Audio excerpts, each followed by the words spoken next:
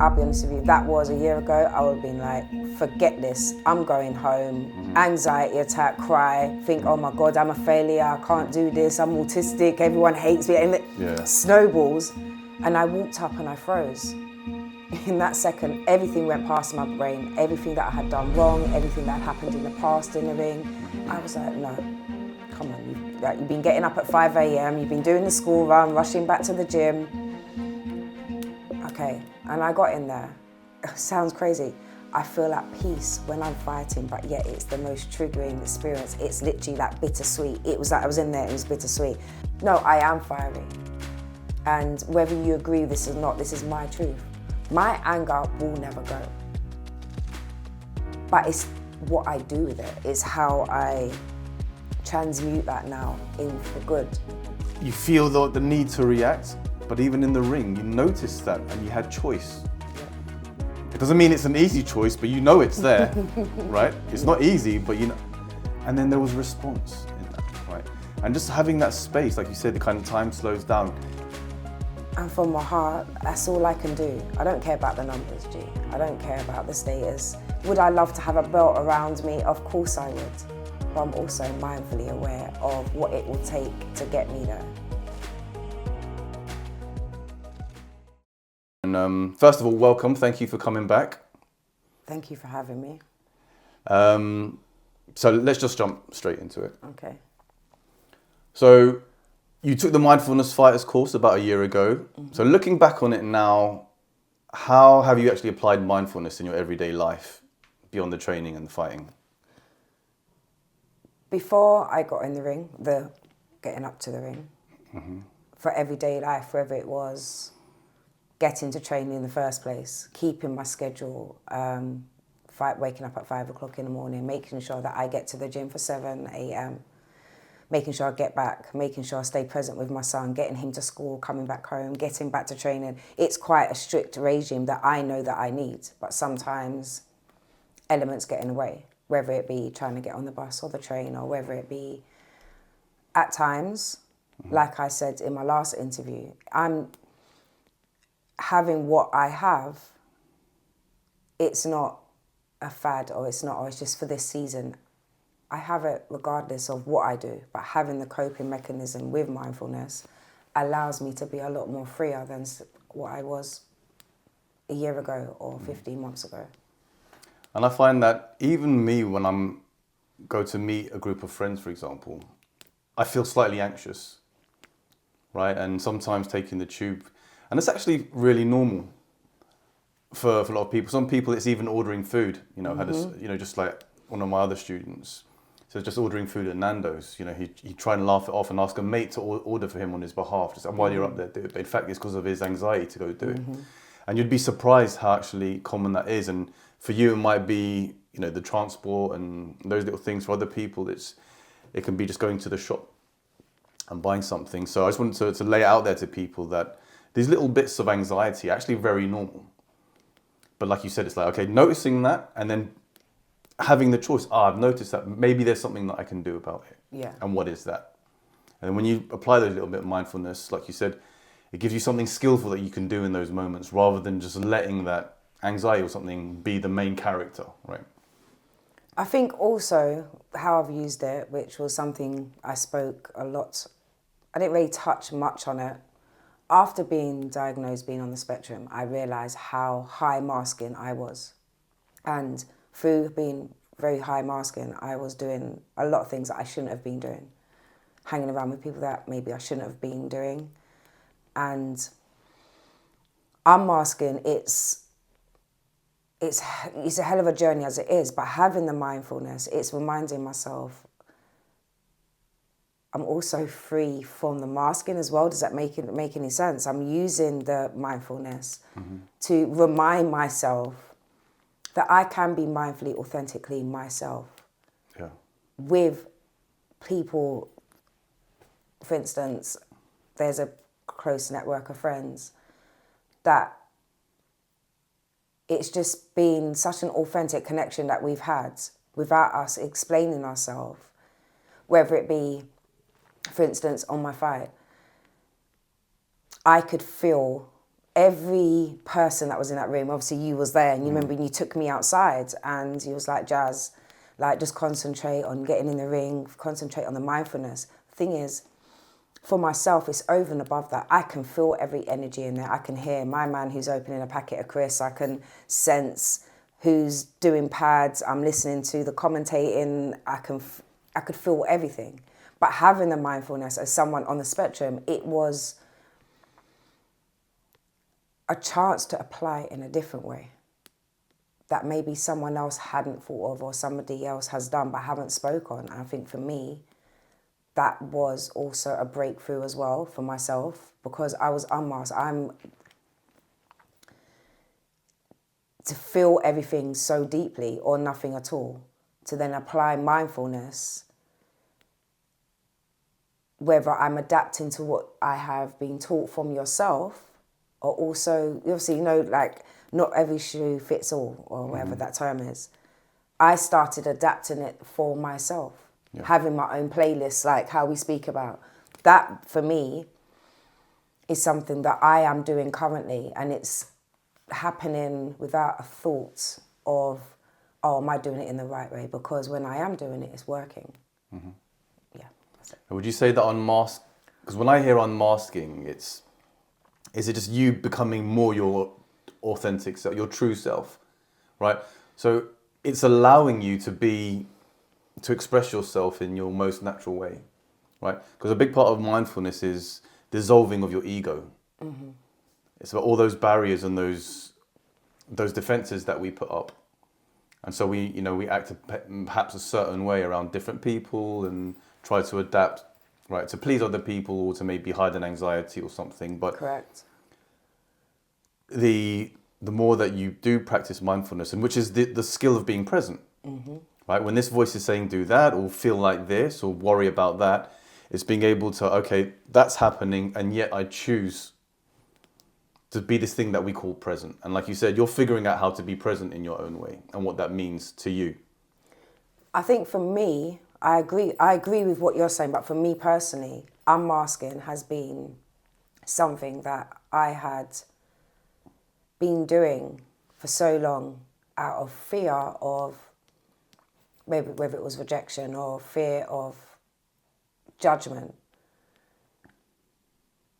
Letting go of that really hard exterior and allowing good things to happen without self-sabotage. I'm not saying it's not there, like we spoke about. Yep. It will always be there, right? It's always but there. It's how you now manage that, right? Yeah, and the correct. more that you do have examples of that, the more it snowballs into, oh, well, I managed it last time. So you know that it can be done, right? It was like Tuesday. I went to meet, I won't speak about who it was, but I went to go and meet them, and I got on the wrong train.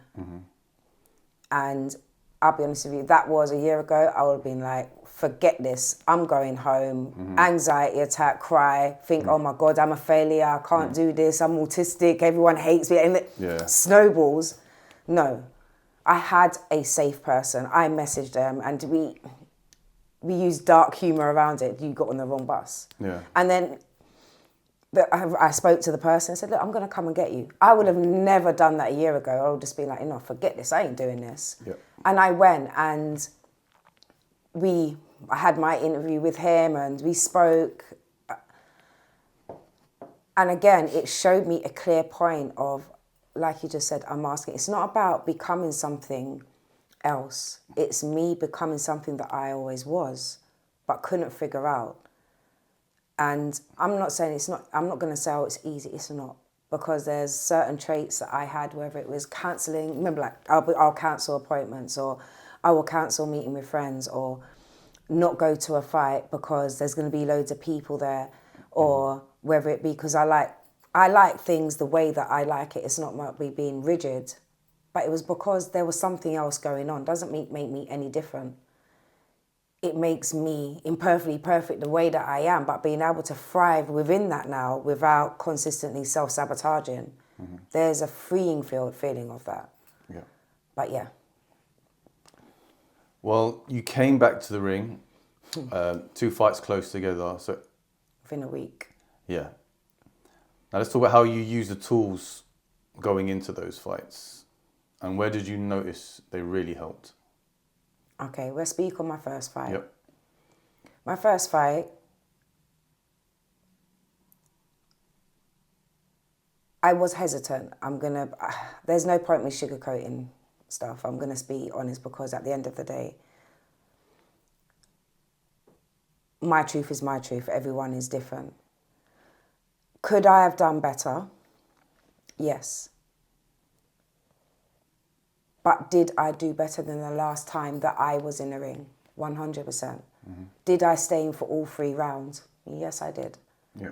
Which was something that hasn't really happened before, or if it has, it's me, throwing off my gloves, getting over angry.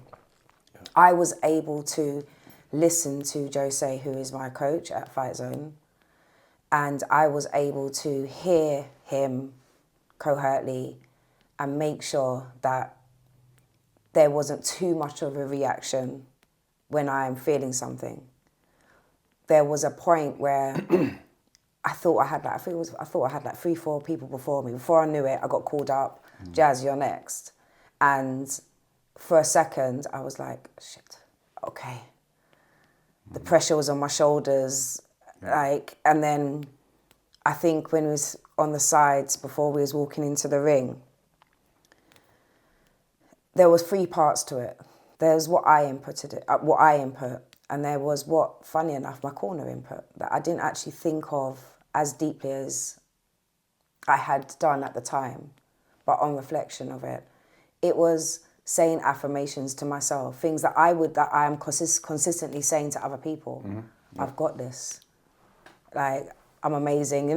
Those things, even though we say them just as words, I'm saying it and I'm trying to allow my body, look, you're safe. It's not what was in the past. It's not your trauma. It's not, if you mess up, okay, if you mess up, you mess up, but at least you're getting back in there, Jazz.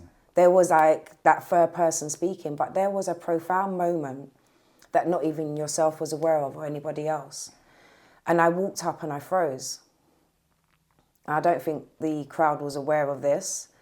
And in that moment, in that second, everything went past my brain. Everything that I had done wrong, everything that had happened in the past in the ring, everything that, maybe it's negative, but it was everything that had ever happened that got me to this point here on a negative front. And I was like, no, I don't want to think about this right now.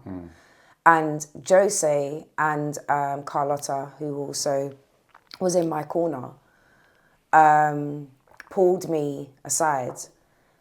And they was like, come on, you've got this. And then Jose said, look, if you don't want to get in there, you don't want to get in there. And that was the point of my freedom of choice. If you're going to get in there, Jazz, get in there. There was no pressure. Even though I needed that reassurance in that moment, they could see, okay, I was gassed before it. And I got in that flight or fight moment. Or freeze. Yeah, I was literally frozen and I thought... Those are the 3 responses in those situations. Yeah, and they have been, for me, my daily life. And the only difference was I'm about to get into the ring. And I looked over to the other corner and Amro came over to me. And he was like, look, you're gonna be fine. And I was like, okay. Even though in my head, I was absolutely shitting myself at that point. Which is fairly normal, by the way. Yeah, it was not normal. Not just for you, but for most, right? But I knew that I didn't want to respond in the way that I have done in the past, where I'm responding from something that's happened in the past, because that's not fair on my opponent. And at the end of the day, I'm there to enjoy myself. Like, you've been getting up at 5 a.m, you've been doing the school run, rushing back to the gym. Okay, and I got in there. Everyone has their own story, right? Reason why they fight. And I realised in that moment, it was the most freeing 3 minutes of my life in a situation that is the most, sounds crazy, I feel at peace when I'm fighting, but yet it's the most triggering experience. It's literally that bittersweet. It was like I was in there, it was bittersweet. My brain went back to the month before when I was having quite bad nightmares. And I thought to myself, listen, if you can get through 3-4 hours of nightmares and being triggered, 10 seconds is nothing. Mm-hmm. Then they rang the bell, and then I got back, and all of a sudden, I just felt a liberating feeling of, you know what, you can do this. And then obviously there was people that I cared for, and it wasn't just about the mindfulness. And I think this is what a lot of people may think of and probably we don't speak on. It's having the right corner. It's having the right people around you. It's the aftercare. Like, it's the whole package ultimately. And if one thing is off balance for someone that may be on the spectrum or have ADHD or PTSD, if one thing is off balance, everything else is going to not be as it should be. And in that moment, everything was as it should be, as much as it could be, and what I allowed and what I chose to think of in that moment. So looking back on it, like, advice for me and for your coach, what works for you? What do you need? What would you like your coaches to be doing before, you know? And what would you, looking back now in retrospect, what would you say to yourself? You know, what do you need to hear? Understanding how you react and understanding what kind of challenges you face. Personally, for me, I realised, especially from the second fight, it's balance before and after for me. Could I have isolated myself just a little bit more before my fight? Yes. I need to still give myself constructive criticism, because you can never determine when you go into a show whether it's going to be big, whether it's going to be small, whether it's going to be crowded with everybody. And I'll be real, my ass was autistic as hell. And in that moment, I needed space. In that moment, I needed to be able to just be for 5-10 minutes. And there was a moment where one of our other friends was with us, and I asked them, where did she go? And they went, she's downstairs, there's too much people in here.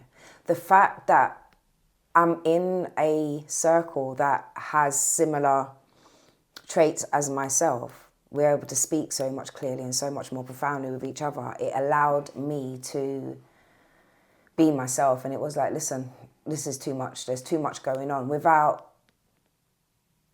being looked at differently, which has happened in the past. Mm-hmm. Oh, she's being dramatic. Oh, she just needs to calm down.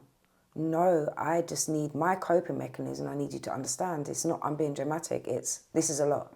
Mm-hmm. Like I said, I could hear the pads, I can hear the commentating, I can hear the people talking, you have come in.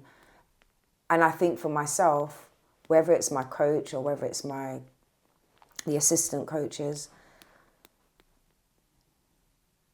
sometimes I'm a very visual learner. I am that person where you could tell me something 20 times and I'm not going to get it. But if you show me,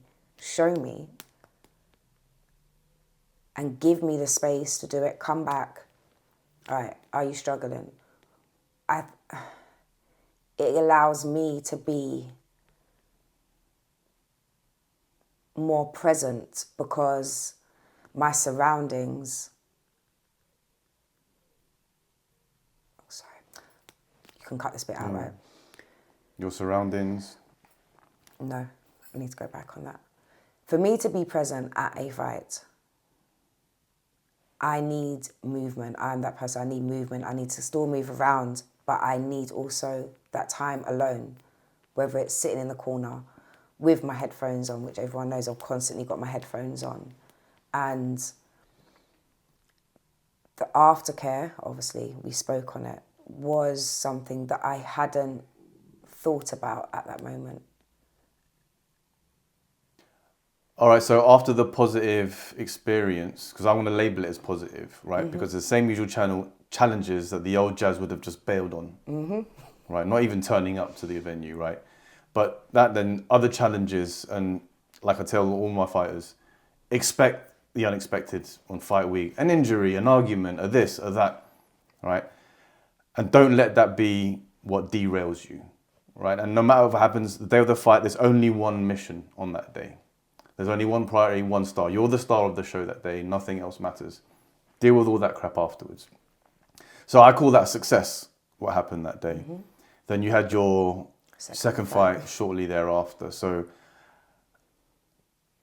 what happened? Did you take that energy with you? Did you take what you learned and the positive and that momentum into that second fight, and how did that go?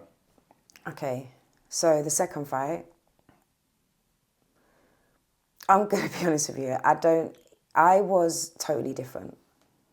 My energy was high. I was extremely wired up for it, if that's a word for it. I was just like, come on. It was 6 days later, turned up early. I had my little time for myself. Mm-hmm. Then same again, look, Jazz, you're up now. Nerves came in. And again, what people see as distraction, no, it was me a little bit overwhelmed. There was people behind me doing pads. Someone was munching on their after food. Again, I was overseeing so much stuff. It became my present, what was going on. But I was totally different. And there was a point that openly I got triggered. I was in the clinch and it was a very strong flashback that I had whilst I was in the clinch that I wasn't expecting. Mm-hmm. And I did, when I got out of it, I went towards her like, like, what are you doing? And she pulled me back. And I think in that moment, I knew, right, okay.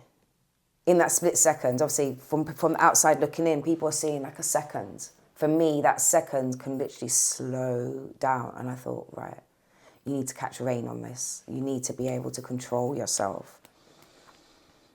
And the fiery me came out. It did. Mm-hmm. And I'll be honest with you, I loved it. I'm at my best when I'm able to be fiery, but it was having that thought in my head, okay, so if I was like this, more hesitant but controlled mm-hmm. the Sunday before, but here I'm not as controlled, but I'm a lot more fiery and a lot more explosive. Mm-hmm. How can I mold these two? Right. And like you said, for everybody, why are you thinking about this in the middle of a fight? But that's how quick my brain constantly works. And I was using the Thai oil as almost something to keep me present at the time because I knew that I was triggered. And it was like, no, you don't need that, you don't need that. And I got back in. And again, I felt alive. And I can't express to you or anybody who's going to watch this, to be able to feel so alive and to be able to express yourself in the ring or express your heart in the ring, but yet it also be a trigger. It's like, again, that bittersweet. And the response that I had from people that didn't know me from Adam was amazing. The way that my corner was with me. I had such strong personalities in my corner. Ori, Carlotta, Liz were there. And the experience of doing something that I love, something that I keep on trying, no matter how many times I keep falling down, it's like, no, I'm going to try again, I'm going to try again. To feel that sense of being alive in something that is yet so triggering, I knew at that moment that this wasn't just me getting back in the ring. This was always a learning curve through mindfulness of I need to implement it strategically from one fight to the next. Because like you said, we can't judge or we're unable to predict what's going to happen. But the way my brain is, I like things done a certain way. And if those things don't happen, it derails me. I'm like, no, I want it this way. But as we know, that can't happen. And unfortunately for me, after the fight, there was this profound, immense feeling of happiness. and something that I had spoken to you about and one other person. It was the unexpected feeling afterwards that I hadn't prepared myself for, which ultimately put me in a position that I was back 15 months ago. And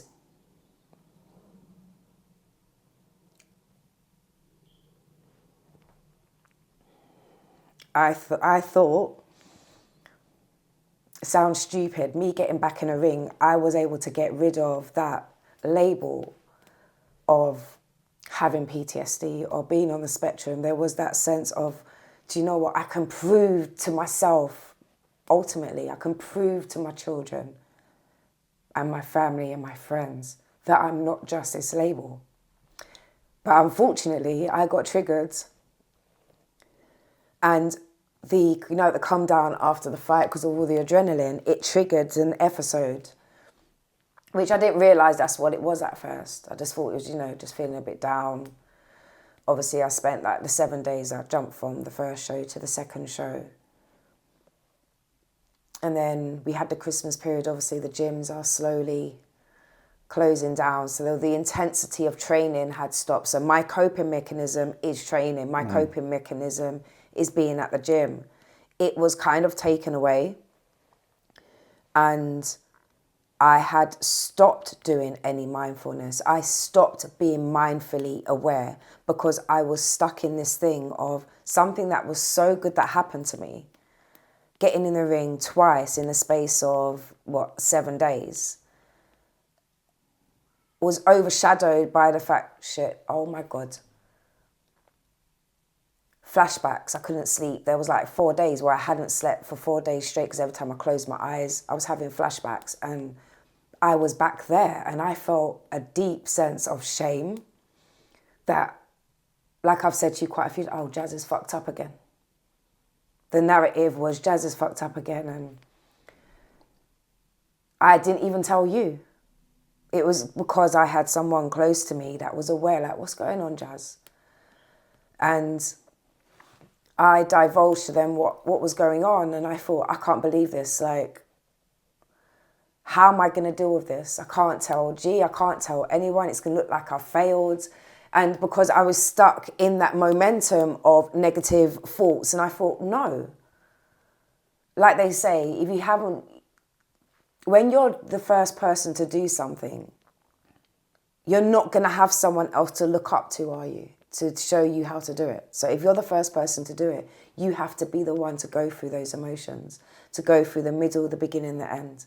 It's a bit like when we're fighting in the ring. It sounds silly, but when I'm having a nightmare, I can't sleep. It's like round 1, 1 a.m. Round 2, breathe, you can get through this. Round 3, it's 3 a.m. Okay, time to get up, shower. Let's go for a run.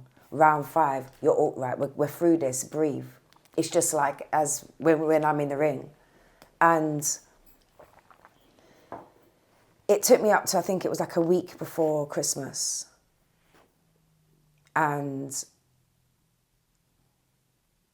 I said to myself, now this is the fight. The fight was never in the ring. The fight wasn't to find a gym, or the fight wasn't to find anything but myself. I needed to find myself, because everything that I had done for the past year would have been for nothing. And there was a profound moment where I thought, well, you know what, I've tried. And that went on for about 2-3 days of no sleep, insomnia, you know what that does to you.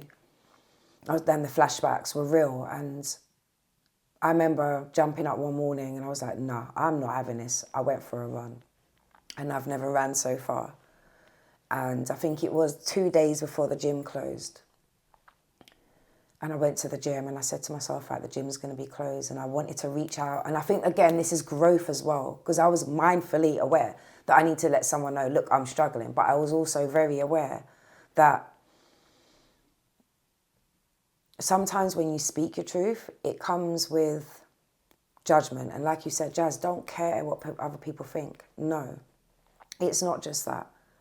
when you have PTSD or if you're on the spectrum and you outwardly say, look, I'm struggling, to the wrong people, it can be perceived in the wrong way and it can be dealt with how modern day science deals with it. Oh, you need to go on your medication. And I refuse to be, what's those things you put in the car? A dummy? What do they call them?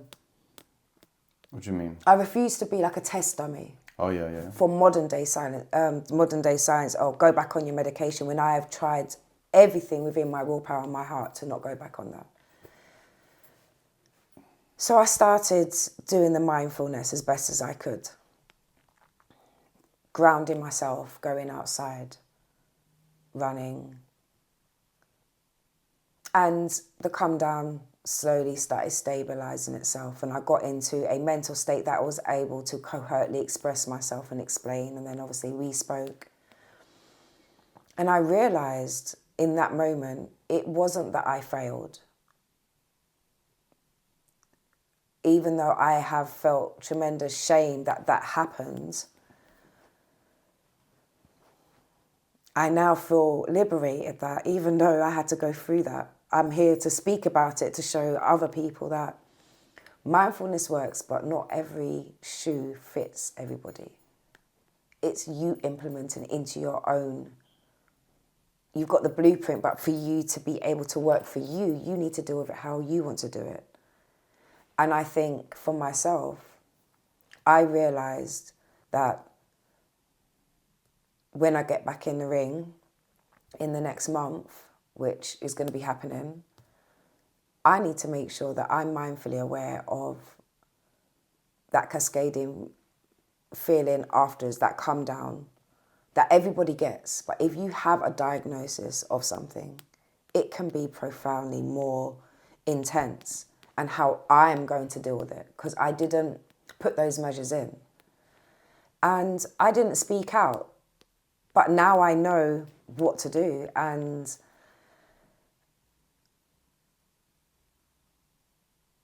mindfulness has helped, to be honest with you, even bring me here today. It gives you clarity where everything feels like shadows. And I have a lot of people to thank for that. It's not just yourself.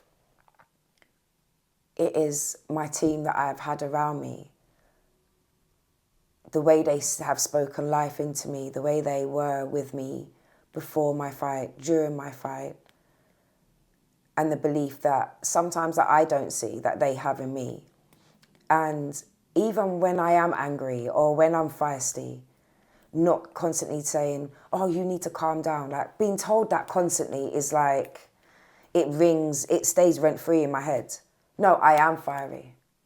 And whether you agree with this or not, this is my truth. My anger will never go.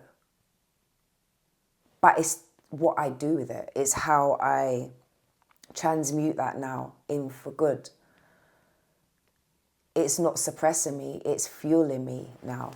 And I think having the choice, the freedom of choice to choose to walk my most authentic self whilst unmasking, whilst I think the grief in realising that regardless if I got it back in the ring or not, I'm always going to have those labels to a degree. And it does play an everyday effect on me. But with mindfulness and with good people around me, with genuine hearts, and people that are able to sometimes see things that I don't even see and be like, I think if you do that, I don't think that will be good to do training. I'm not overworking myself. I'm not overburning, like we spoke about in the last one, like doing so much where I burn myself out and I'm back to square one. What happened after my fight, and I'm taking that as a win, because I need to show people that irrespective of their circumstances, situation, whether I'm the first one to do it or not. Again, I'm on the outside looking in again.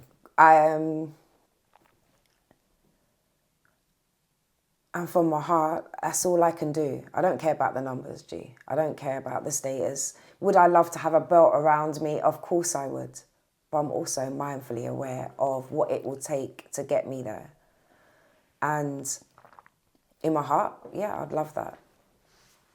But if ultimately I can show people that regardless of where you're coming from, where you've been, and then had to go back again, back at Christmas,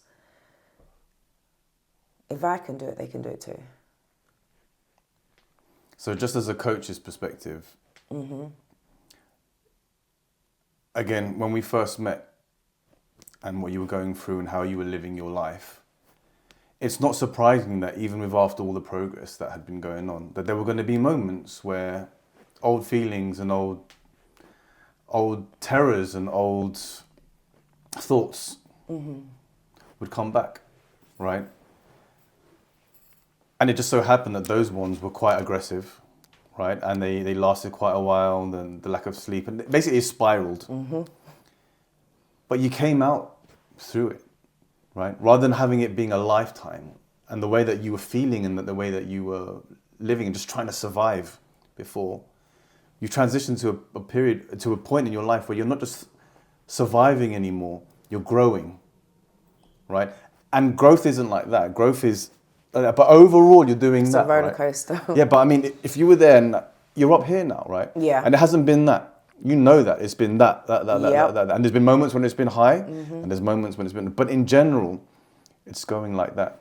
So I see that as a win. And I mean, I don't want to be disheartening, but I'm sure there's going to be many more moments in your life where there's going to be crap moments.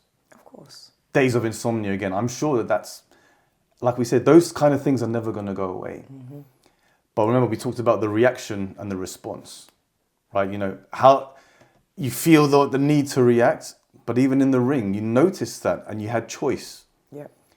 It doesn't mean it's an easy choice, but you know it's there, right? It's not easy, but you know. And then there was response in that, right? And just having that space, like you said, the kind of time slows down. In that time, you're using it well to kind of make a decision, whereas before it would just be reaction. And not even knowing that there was an alternative, right? And having no power in which to do that, right? Yeah. Because there's knowing that there's an alternative, but there's also, you need the power as well. You need training to go and execute on that. And so I see that as positive, and the way that you're speaking about it shows growth, shows awareness of how you've applied. And it's like you said, it's not only mindfulness, a good people around you, a good team, you tweaking it to such a way that it applies to you and because like you said, no one knows your struggle except for you. But again, from a coach's perspective, especially when it comes to the side of mindfulness, it's the key, it's the daily practice, right? Because there's the fight itself, right? But then there's the training, right? Life is the fight, right? Everything's a fight. But when you do that every day for those 5-10 minutes, and it's the practice, because like you said, I hear the crisp packet, I hear that, I smell that. Your mind is doing all that, right? It's not doing it at the same time. It's a little split second here, a little split second here, but there's a lot of little split seconds. And when we're practicing informally, that's what we do. As soon as I notice the crisp packet, back to the anchor. As soon as I notice that, back to the anchor. And in those 5-10 minutes, you're aggressively doing that. Like keep coming back, even if it's difficult, for 5 minutes, for 10 minutes. And if you're doing it every day, like some of my fighters do 20 minutes a day, especially 6 weeks after their fight. Because why? Because they struggle so much in their mind. It's like, if I can do hill sprints and if I can do strength and conditioning and I can do all those in a sweatsuit and just, push myself to the extreme, I should be doing that same discipline and that same training in the mind as well. Push my 20 minutes hard, push myself. I don't enjoy it, but I'm still pushing it. But it's training the mind that when that happens, I do that. When that happens, I do that. When that happens, when I hear the crisp packet, I come back. When they call my name and I do that, I come back and I come back. And it's going to keep, and there's going to be thousands, like you said, you're going to notice loads of them. But if you can have those little bits of in between, I hear the crisp packet, come back. Then I hear Jose, I come back. Then I think I hear Guy. But as long as you keep coming back, it's like, that brings you, we talk about reaction response, that helps a little bit more on the response side.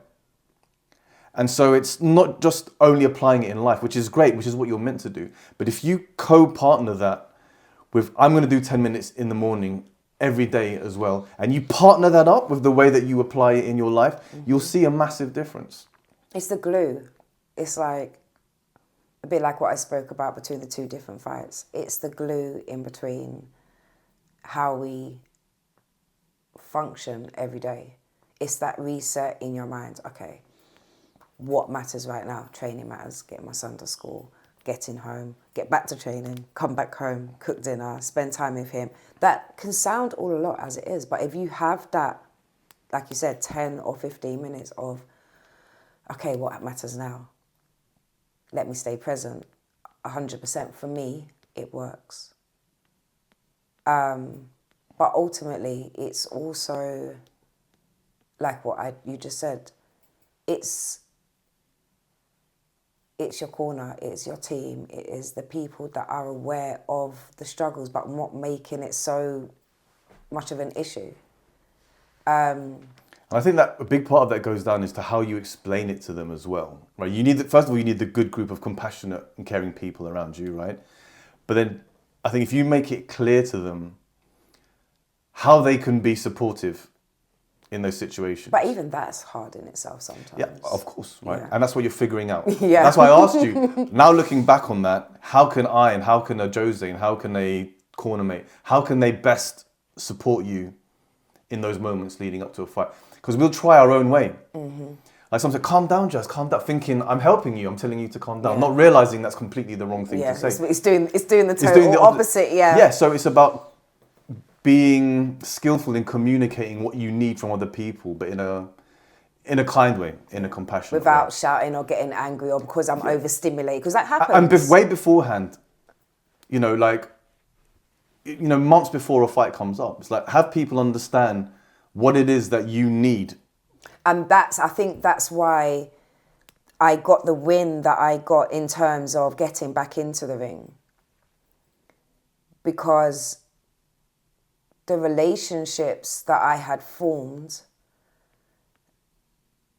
they just got me, sometimes without me even opening my mouth. And that, yeah, for sure, that in itself has been something that I cherish, something that I really hold close to my heart. Yeah. Even when we're mucking about at the gym, or if we've had a little, we pissed each other off, it's like, but you was there.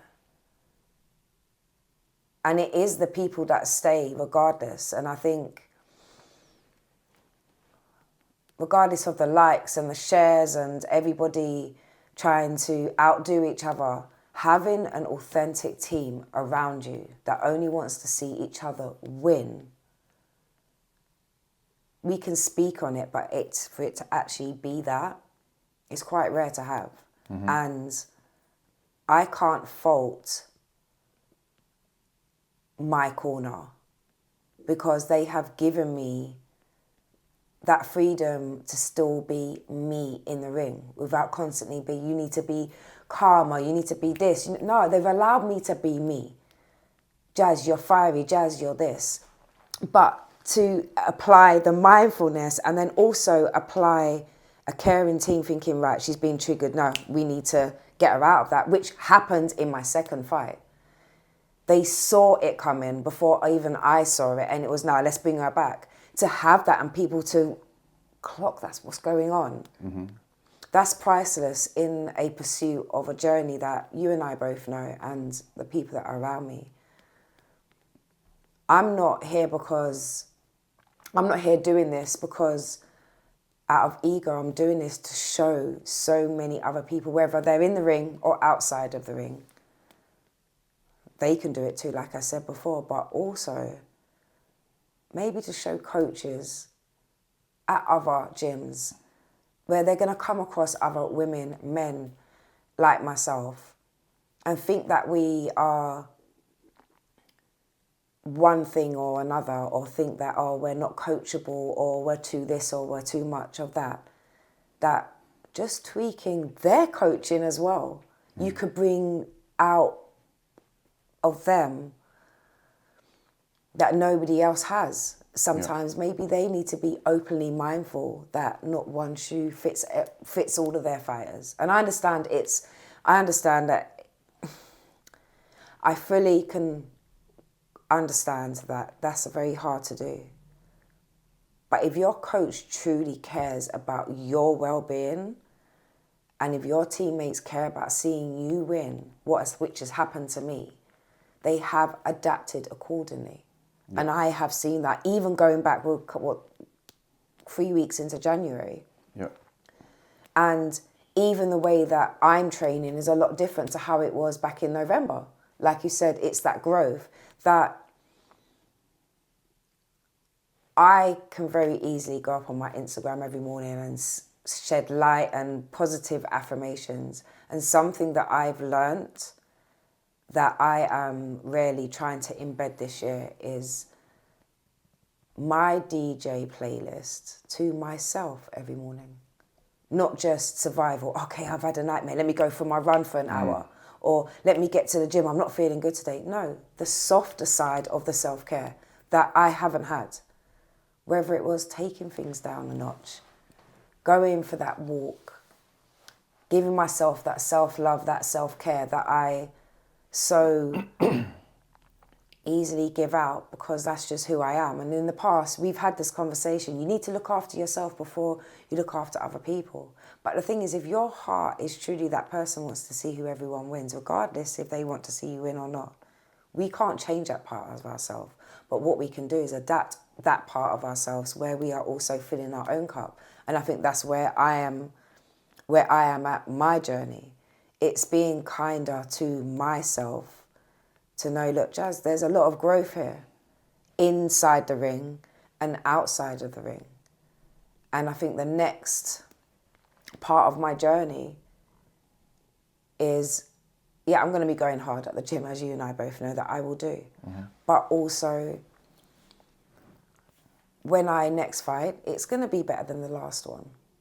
And even if it's not, that's okay because we learn from it, right? But also me adapting and putting things into place afterwards. Because unfortunately, I'm never going to be able to get rid of that diagnosis. Having PTSD, being on the spectrum, having ADHD, I have carried so much shame with that. But getting back in the ring, after feeling all that shame, I've now released, it is what it is. Yeah.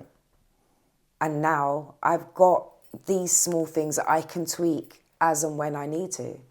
And I pray that whoever sees this, and the people around me as well, because I know I can do the whole ghosting thing sometimes. Again, being present enough to know what are my next strategic steps to move forward. Was it going to me staying in the ring? Because that has been a thought process about what next.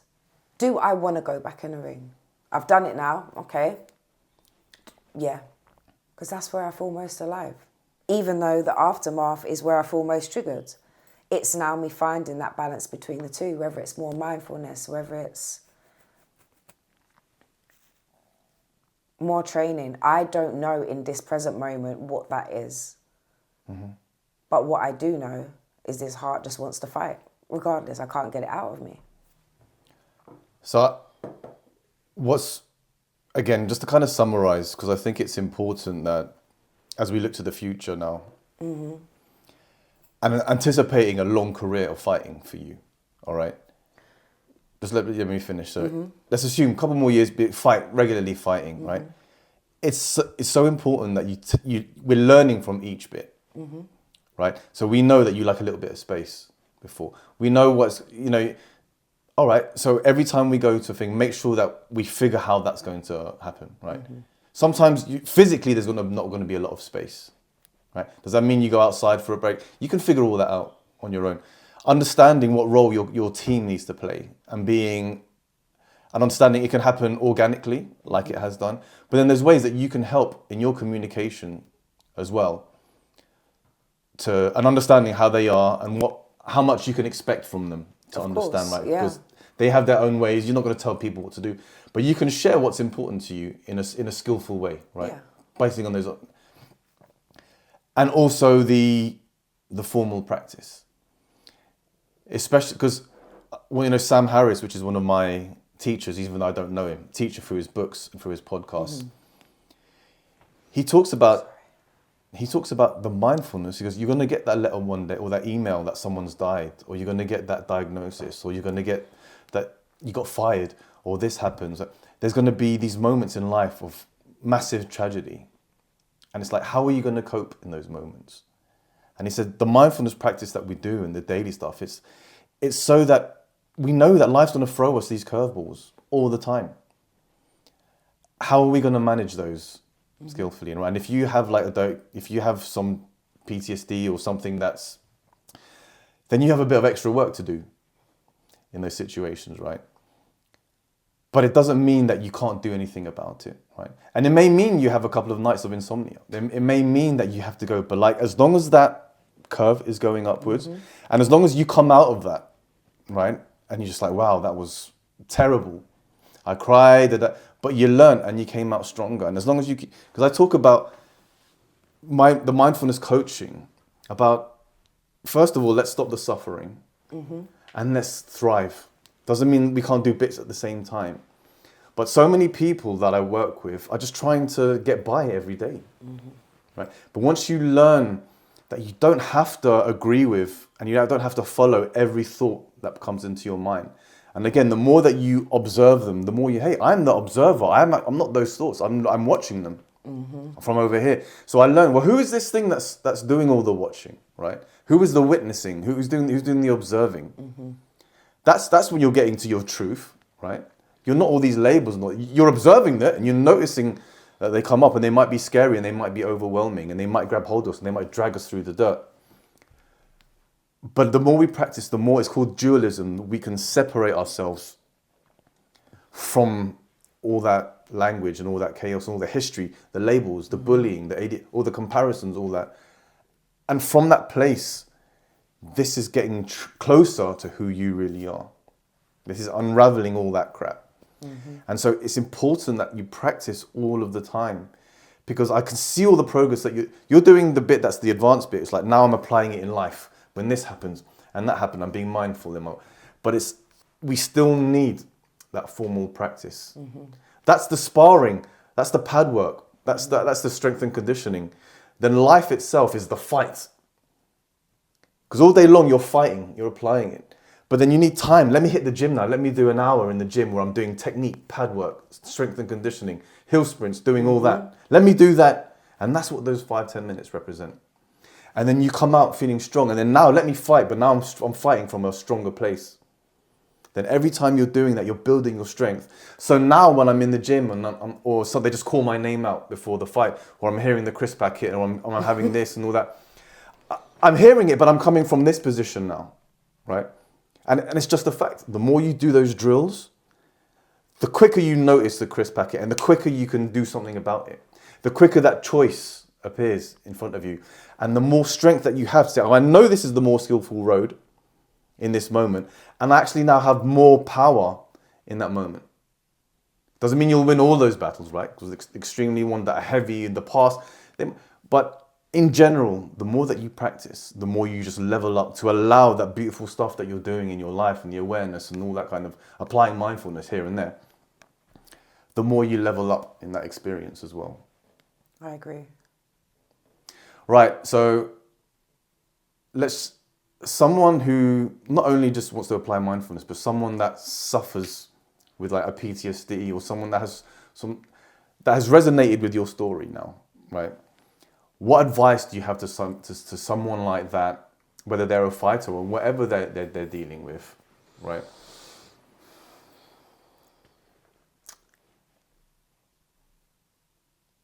Okay. My advice would always stay open to... Can I start that again? Yeah. Sorry. Sorry, there's so much. Just think about it in mind, like someone that, because I'm the most people that I work with, they're the average Joe. They don't have PTSD, they don't have none of that. But yet in itself, they have a lot of stress, a lot of continuing thoughts. But someone that has something beyond that, right? Like you mentioned, on the spectrum. And I don't know what the correct labels are. It could be PTSD, it could be manic depression, it could be something where it's just, right? Okay. From that personal experience now, what advice do you have, words of encouragement you can give to someone that's feeling something like that?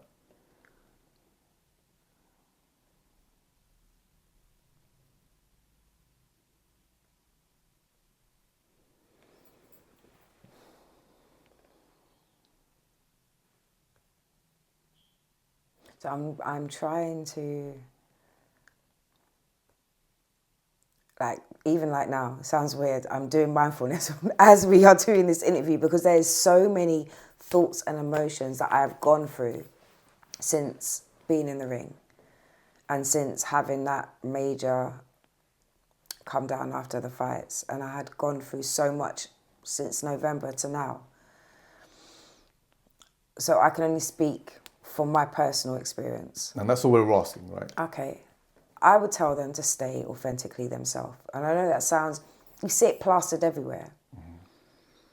Because it's so easy to put our guard up, from my own experience. When I was having the flashbacks and the nightmares just before Christmas, like I said, there was loads of shame, there was loads of all those past thoughts I had in the back, what is the point?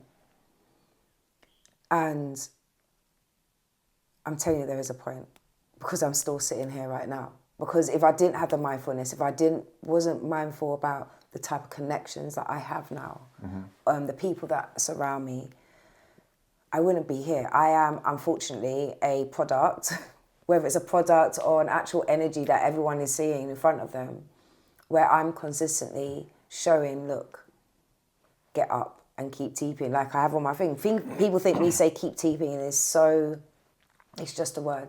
No, keep teeping is a word that I have used, that keep pushing forward, push back those thoughts, teep those thoughts out of the way, teep that demon out of the way, teep those negative vibes away, bad energy, all of it. It's been an analogy I've used on my page that has just grown. I would say to them to not give up. And it's very easy people to say, oh, you've got this, but you did so amazing. When we're in that process, in that thought at that time, we're not hearing that. We want solutions. We don't want a hug. We don't want your soft words. Sometimes it is listening. Sometimes it's give me a solution. At this moment, I can't be a pillar or an anchor for anybody else. I need my own. Yeah. And if that anchor is mindfulness, if that anchor is having people around you that understand you to a degree to how they understand themselves, so they're able to understand you to a degree you need them to. Yeah. There is light at the end of the tunnel. I'm not saying it's easy. It's not easy. And there's times recently where I have second questioned what I'm going to do moving forward, because it does get quiet at times. But something that I was watching a film, which I very rarely do. And this woman, I can't remember what the film was. And she was like, that day I said to myself, I need a sign. I need a sign that I'm on the right path. I need a sign. And in this movie, she basically said, my purpose just keeps on moving and evolving. And I heard that and I said to myself, that's where I'm at. My purpose before was, in terms of the mindfulness and in terms of fighting, was me trying to get up out of bed. Then it moved from getting to the gym. Then it moved from trying to get back in the ring. And now it's moved from I've got back in the ring. How can I implement how I fought inside and outside the ring every day? So people from the outside looking in, whether you have a diagnosis or not, whether it's functional depression or whether it's just anxiety or whether it's you're on the spectrum or have ADHD, there is key elements to mindfulness that can work for you. But you also need to be mindfully aware that none of us are the same. So we're all going to have different aspects of what we need to tweak. Yeah. And I think a lot of us, whether, like you said, people that just have ordinary, like normal struggles, or ordering food or whatever it may be. Life can be different, and having the freedom of choice to choose, like I've said before, is so underrated. To be free in something for myself, in the ring, to be free in something that also triggers me, to still choose, whether I'm probably a bit crazy, to choose to get back in there, knowing the consequences of what can happen afterwards, but now knowing that now I need to implement something else. Someone who is in the gym, who has experienced certain things that I may experience, or resonate, I should say, with myself. Build a safe support system around you before, during, and after your fights. It's not just the mindfulness. It's a combination. It is that combination. I think you've made that clear today. I think it's the idea of... It's the balance. It's the balance. Like, when you see the stones, if you take one out, they're all going to fall down. So, and I just wanted to make it clear as well, you never came to me to deal with PTSD. And if you got, illnesses like that, you should absolutely go seek help professionally from your doctors. But what mindfulness is, ours was very fight related. Yes. When we started working together, right? So it wasn't, hey, I've got this mental problem, help me. So I want to be very clear on that. But at the same time, what mindfulness is the practice of noticing what's going on in your mind, right? So that may help you or may not. But for most people, they don't even realize that it's just going on all day long, right? And that's what we dig into in the mindfulness. So I just wanted to lay out, to just make it clear that if you are suffering from anything like this, you're going to be spending time in your mind, and that may not be the best idea for you. So just to go and consult a specialist or whoever you need to work with. But I truly believe, with the few people that I've worked with who have come to me for fight-related issues, but also suffer some mental things, they found that it's helped massively. Not for something magical, but like you said, helping to reveal who they are authentically. Why? Because you start to expose all the nonsense and start to see all that... The extra shit that gets thrown in every day. But because we live it in our lives, we believe it's part of us. Yeah. Right? We believe it so, and we hear it all the time. And we've had it repeated so much that those pathways are so heavily ingrained in our mind that it's so hard to unwire and untangle all of that. So that's what it is as we get into the mindfulness.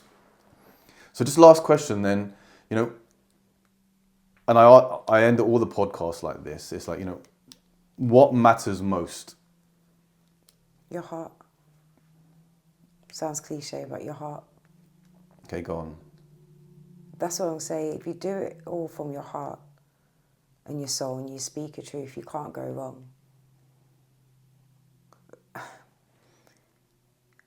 That's what I'm saying. If you just do everything from your heart and speak, even when your voice shakes, or move, even when you feel like you can't, it's in those moments that really matter, inside and outside the ring. Yeah. Regardless of the outcome of it. If you use your heart, you use your soul, you stay on the right path,